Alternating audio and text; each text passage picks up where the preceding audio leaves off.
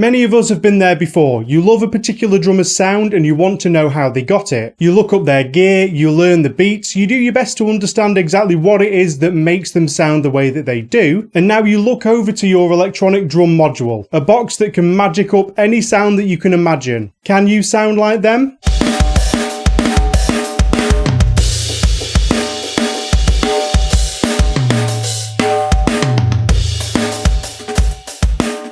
Welcome back to the eDrum Workshop. I'm Luke and I hope you're having a great day. We discuss all things electronic and hybrid drum related on this channel, so if you want to keep up to date with eDrum news, reviews, tutorials, tips, tricks and discussions, be sure to hit that subscribe button and the notification bell. And check out the eDrumWorkshop.com for new kits and samples for your electronic drum module. There's going to be some kits for the TD17 module going up soon as I've got hold of one. I'm working on an adaptation of my TD50 powerful and punchy pack, so any TD17 users, look out for that. And soon there will be artist kits available based on the viewer suggestions from a previous video. I'm currently working on Travis Barker, Gavin Harrison, Danny Carey, Neil Peart and Carter Beauford for the TD50, and the Mimic and the TD17 will follow. And that ties nicely into today's topic. It might seem kind of counterproductive to be debating whether or not you can sound like your favourite artist while also hoping to sell kits based on them, but I think that it's an interesting topic to discuss and it comes up a lot in the eDrum world. I'm not really looking to delve too much into the minefield of the argument that is, should you try to mimic an artist's sound? There's a lot of very valid points to be made about chasing somebody else's sound instead of going for your own. And I can absolutely see that point of view, and I kind of subscribe to it myself for my own gear choices. But there's also a lot of reasons why you might want to be able to replicate somebody else's sound to varying degrees. Musicians borrow from each other all of the time, and it can be educational as well as enjoyable. So we're going to be discussing this from the point beyond that argument. We're also not going to be discussing how to do this with acoustic drums for obvious reasons, but I will be going into both sides of what you can do to replicate somebody else's sound and what roadblocks might make it almost impossible to do so. So what makes an artist's sound? Well, there's a lot of different things that go into it. What gear they use, how they interact with the instrument as they play it, and then if you're hearing the audio in the form of a recording, which in a lot of situations you will be, there's the acoustics of the room that they recorded in, there's the microphone choices, the desk that they're going into, the processing choices and the engineering choices, and then if it's in the context of music, what all the other instruments are doing and how they sound themselves will factor in. Then this audio is making its way to you one way or another. That could be in a lossless format like a WAV or a FLAC file, or it could potentially be in a compressed format like an MP3 or another file type that's used for streaming music over the internet, and then it's passed through another listening device, either your speakers or your headphones. Most other situations are likely to be either at a gig or some kind of clinic or demonstration scenario, and of course most of those variables will then also play a part in that too. You can take the file format out of the equation, but you'll probably then place more emphasis on the listening environment. These are all going to have a huge impact on the final sound that you hear and how you perceive it. But you've got yourself into a position where you hear a drummer's sound, you like it, and not just that, but you want it for your electronic drums. What can you do to get closer to sounding like your favourite drummer? Well, there's some things that can get you reasonably close, the first of which is getting hold of samples of the instruments that they've used. This could be in either a VST format with a computer or in the form of samples that you can load into your module. This is the easiest and most obvious way of doing it. If your favourite artist is using a Ludwig Black Beauty snare drum, a deep-shelled maple kit and Zildjian K custom cymbals, getting samples of those instruments will get you on your way to achieving that sound. The downside of this approach is of course that you might struggle to find ones in the right tuning range, using similar head choices, recorded in the same kind of environment, and sometimes even ones that are hit just right to kind of replicate the feel of that drummer's strikes. And depending on your module or the kind of samples that are available, you might be limited in some way in the form of dynamics or articulations. So there's every chance that you'll need to rely on the next point, using recordings as a reference and learning the ins and outs of different production techniques and how these result in changes to the sounds. This is time consuming, but you will learn a lot along the way. How compression can affect a drum, whether it's a single drum or a whole kit mix, what frequencies boost which aspect of a drum's character, how different effects like reverb and delay can manipulate the space around the drum drum mix, and how all of this plays into what you perceive is actually happening. When you learn your way around mixing audio, whether it be at the computer with a digital audio workstation, or whether it's at a live sound desk or on your drum module, you will find that you can make one instrument sound thousands of different ways. Once you learn to recognize what each of these processes does to the sound of a drum, and how the application of each of these processes sounds, you can get much closer to any sound that you're after by manipulating what's available rather than trying to find the source sound. So far, quite a few different snares that I've made on custom kits are based on samples of the same drum, a 13x7 pork pie maple snare drum. And this is partly because I know how to get quite a few different sounds out of the drum at the source in the tuning and sampling process, but also because I know how to alter the finished sample to get what I want from it and how to blend it with other sounds. And any tool can become infinitely more useful once you learn your way around it, and you need to do that with your drum module to get what you want from it. And of course, that's why I started this channel in the first place, to help you achieve that. That Roland sample that sounds somewhat like a steel snare drum can go in so many different directions once you know what to do with it. But as I said, this can take time that you might not have, which is also why I made my store. The other things that you can do to help yourself sound more like your favourite drummer is study their style, their techniques, and the music that they play. Even if your eDrums could sound identical to their kit, you might not sound like them, because a lot of what makes their sound is what they're playing and how they play it. For example, when I was creating the TD50 Powerful and Punchy pack and the Pearl Mimic Pro Heavy Hitters collection, I was working on a kit that I'd based on Matt Halpern's kit from the band Periphery. There's a very distinct snare sound on the bulk of that record, and I was really struggling to nail it. I could get the ballpark pitch and the sort of overall tone, but I was really struggling to nail the actual character of the sound. It was only upon watching more closely the reference video that I'd based the kit on that I realised he was rimshotting pretty much every main snare hit. That's a pretty rudimentary example that you're going to find across a lot of the rock music spectrum, but it demonstrates that you need to fully understand exactly what is being played in order to work out how that contributes to the sound. A more well-known example of this would be Roger Taylor from Queen, who tends to open his hi-hats on every single snare backbeat. That plays a large part in the overall character of his sound, and I'm sure that there's a bunch of other examples that you could educate me on down in the comments. Factors like this could be making quite a large contribution to why you're not quite nailing the sound that you're after. And when you figure these things out, you could be a lot further along your quest to really nail that artist's sound. But will this actually make you sound like them on your electronic drum kit? The biggest reasons that I personally think that you'll struggle to sound like your favourite artist are as follows. Number 1,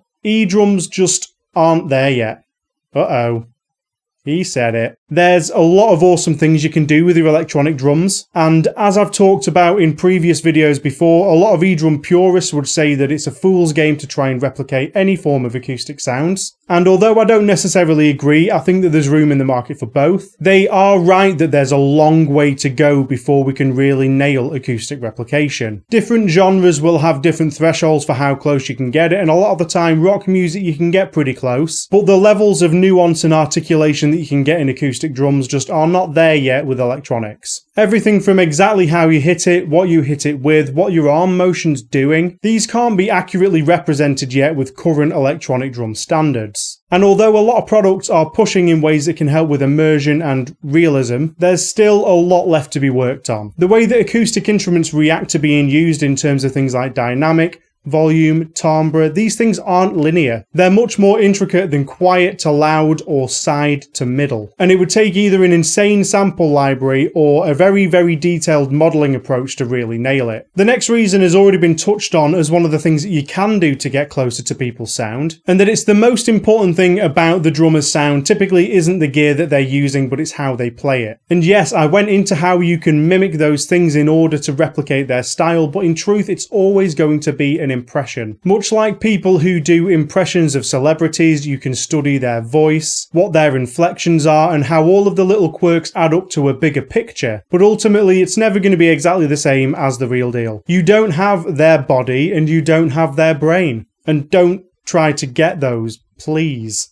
You won't be able to naturally express what they do because you just aren't them. And that's usually the crux of the argument that people end up at as to why you shouldn't try to replicate somebody's sound. So I guess I did end up going into that. But I'm sort of more saying that when you then couple that with the limitations of the hardware of electronic drums, you're going to struggle. And the third reason though is I think the most important reason. You can't get your electronic drums to sound like your favourite artist because your expectations are faulty. Nothing personal, we all do it. But I think that the two main things that misalign our expectations with reality are as follows. The play feel of playing electronic drums and our own attachments. The first video I ever recorded for this channel, and I think it was the second one that I put out, was a deep dive into a phenomena that's always intrigued me and that I feel is quite unique to electronic drums. What you hear when you're physically playing your eDrums can be quite detached to the actual sounds on board, whether that's hearing them back in a recording or whether you're hearing somebody else play them. Feel free to check out the video for a proper look at the topic, but the basic gist is that the way that the sound feels to play is a different experience to just hearing it. So you could have a snare drum sound that's tonally almost identical to your favourite drummer's snare drum sound, but when you play it, it doesn't feel satisfying to play. And if it doesn't feel satisfying to play, then it kind of doesn't sound